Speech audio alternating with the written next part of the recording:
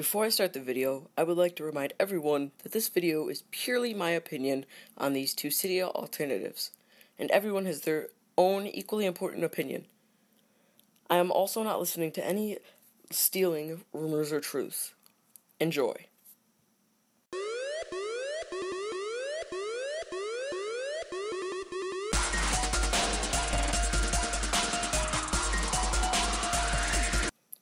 Welcome to the iNoCydia 2.2 versus iDownload Pro 1.1 video. Both applications will be scored on 5 criteria, on a scale of 1 to 10. The criteria are as follows: website installation, finding the install button, actual installation, whether the application sets up a tutorial for you or kicks you right off into the wild, UI design, the design of the application, UI usability, whether the app recognizes your taps, loading speeds, how fast the application recognizes your taps, and how well it loads. Applications, whether most work or not. After the apps are scored, their scores from each criteria are added together and multiplied by 2 to get their score out of 100. We are going to start with the web installation of iDownload. Opening up their homepage right away with a friendly home screen. Hitting the tab on the top left brings you right to the apps section, with iDownload Pro being the first application available. When clicking download, you receive an error page that says you must remove the /pro.html at the end of the URL, which can be very annoying if you don't understand what that means. After doing that, you will come right to the install button itself. The install button comes equipped with a spinning apple, which looks really cool. Now the application will download. On to the next thing. iNoCydia is a revolutionary site where the first thing you see is an advertisement, and an ugly one at that. The first button I see is a download/jailbreak, but I don't want to jailbreak my device. I came here for a non-jailbreak alternative. So, what do? Obviously, press jailbreak. So, now that I'm all through with that, when I click that, it takes me to the web version of iNoCydia, which I want the actual app. Then it throws me through a bunch of redirections. Then I have to go back to their Twitter, press back to go to their homepage, and then once I arrive at their homepage, I gotta go all the way down the page until I find the actual button. Then you hit download for Apple. Pretty simple, right? Yeah, sure. Next, we move to the installation of iNoCydia and iDownload. Both applications are mobile config files and use profiles to install the application on your screen. iNoCydia seems to install without any problems most of the time. When you want to install a profile, you'll get a screen that reverts back to your settings, and you'll have to enter your passcode. Now, installing iDownload is a whole other thing in its own. iDownload recently has been giving me problems, and it won't allow me to download the mobile config file that it would normally have. And because of this, I have to use their web application.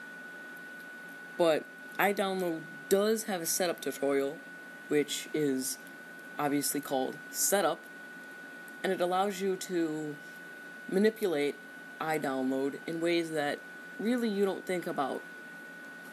It includes the ability to do many things that are not yet enabled, but do have promise when they are added in the future. So far, iDownload's setup menu is the best I've seen so far. And I love the fact that it mimics the iCloud setup once you're setting up a new iPhone, once you reset it. The UI, also known as user interface, is the core of any application. It shows the user how beautiful or ugly the app is. For this criteria, we will start with iDownload. The number one problem with iDownload is that it's running in my browser. This bugs me because I feel cheated out of space using my 5C, but the space I have left is great. iDownload allows you to change almost every part of the app. It's really nice. You can change your wallpaper from the app to anything you want, including a custom link that you can put in. You can change the theme. You can even change the text color. Now, this is just amazing and really allows customization. You can even change the theme and what time you want each theme to run. Now, this is really nice. I could scroll through apps without having to worry about buffering and reloading and things like that. And it even has a little thing when you press down in an app, it wiggles. But there are some letdowns. In the categories page, the folders are pretty bland, with just one icon in the middle that differentiates them. And the constant reloading of apps kills me. But in iNoCydia, oh man, it's got an even worse problem. Ads. I open the app up, first thing I see is an ad. First thing I see is welcome to iNoCydia, then I see ad. Great. I go to applications, I see an ad. They put an ad virtually any place they could, including the little lopsided YouTube video. That's another point taken off. They lost 3 points for the ads, and another point for the YouTube video and the bland white theme. The usability category, which focuses on whether the UI reacts the way it should or not. Usability is, in fact, a real word. First up is iNoCydia.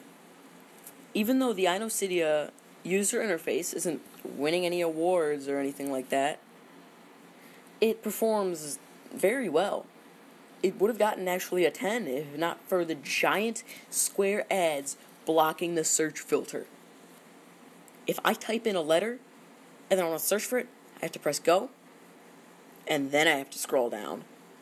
Great, right?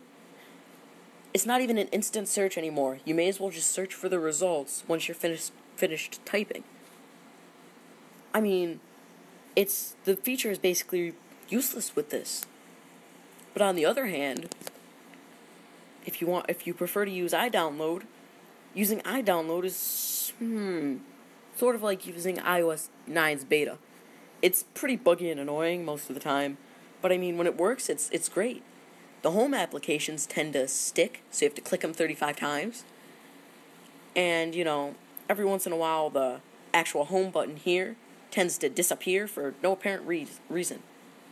I mean, pretty much the only good part is that the search isn't blocked by a ton of ads, unlike iNoCydia. But it still takes 30 tries to get to it. Most people know that, even if it's wrong, Cydia is a large piracy source. Most Cydia alternatives know that too, and include pirated apps that developers can obviously retire rich from. But what happens when you make your goal as a Cydia alternative to ban it outright? Well, you have a ton of broken links and less user apps. Most of the apps in iDownload are put together by the InfiniteiOS team. I mean, not a whole lot of people want to submit their apps for fear of it getting rejected for piracy. And a lot of the apps that they even have crash, even with AppSync on a jailbroken iPhone. It's really kind of sad. But iNoCydia, on the other hand, their applications thrive. iNoCydia is almost nothing but user applications. And by user applications, I mean hundreds of user applications. I may find, in this entire thing, 15, maybe 16 apps made by them. But a good 10,000 apps made by other people. I could go down this list for a good 20-30 minutes, one by one, if I wanted to. That's how many apps they have.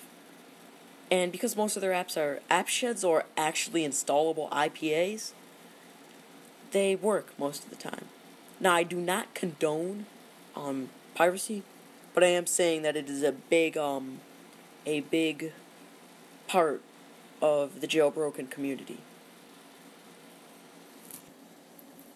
I figure after hearing me talk for a while, you'll want to hear all the numbers now, I'm guessing.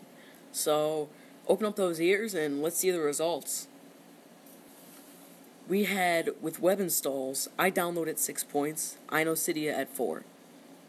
With the actual app installations, we had iDownload at 5 points, while iNoCydia had 7. With the UI design, iDownload beat iNoCydia with a rough 8, while iNoCydia only had 6.